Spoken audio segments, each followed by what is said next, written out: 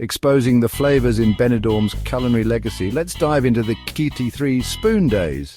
Imagine strolling through Benidorm, the aroma of simmering stews and hearty soups filling the air. That's right, folks, we're talking about the third Spoon Days. This annual culinary celebration kicks off Benidorm Gastronomico 2025, with over 20 top-notch restaurants dishing out their best spoon-fed creations.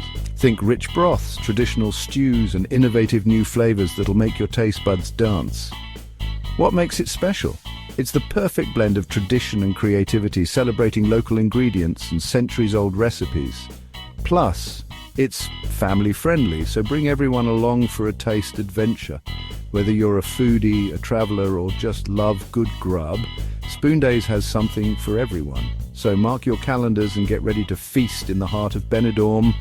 Don't miss out, taste the tradition, savor the innovation, and dive into Benidorm's Spoon Days 2025.